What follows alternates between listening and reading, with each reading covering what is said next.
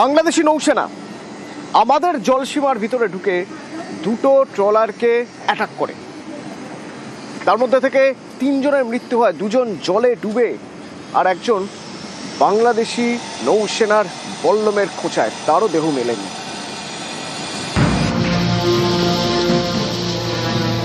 এটার দায়ী আমরা মাছ ধরার জন্য বাধ্য হয়ে যেতে হয়। বাংলাদেশ নেভি আমাদের নিরীহ মৎস্যজীবীর উপরে হামলা করা, আমরা পুরো মৎস্যজীবী ফ্যামিলিকে নিয়ে আমরা পুরো আতঙ্কিত আছি। আমরা নিরাপত্তা চাইছি।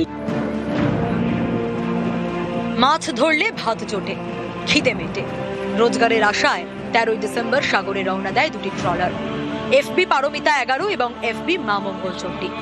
অভিযোগ, এই দুটি ট্রলারই বাংলাদেশি নৌবাহিনীর হামলার মুখে পড়ে। রবিবার রাতে ভারতীয় জলসীমান্তে ঢোকে বাংলাদেশি নৌসেনার জাহাজ। পারমিতা নামের ট্রলারটি হামলা চালায় বলে অভিযোগ। সেই ট্রলারে ছিলেন 16 জন মৎস্যজীবী। হাল ধরেছিলেন রজদুল শেখ। অভিযোগ, তাকে লক্ষ্য করে বল্লম ছোড়ে বাংলাদেশি নৌসেনা। রজদুলের পেট এফোর-ওফোর হয়ে যায়, তার মৃত্যু হয়।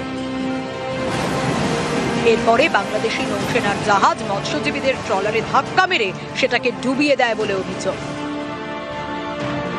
সমুদ্রে ডুবে মারা গিয়েছেন আরো 2 মৎস্যজীবী। ভারতীয় উপকূলরক্ষী বাহিনী তাদের দেহ উদ্ধার করে।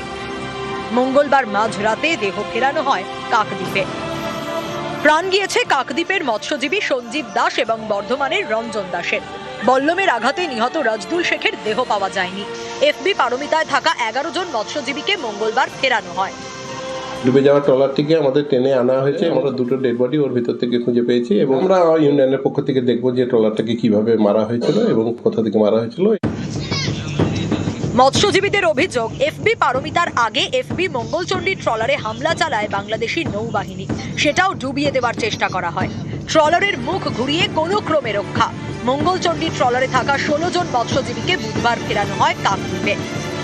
আমরা তো সীমানার মধ্যেই ছিলাম, ধাক্কা মেরে ভেঙে দিল, ডোবানোর চেষ্টা করেছিল, পারেনি।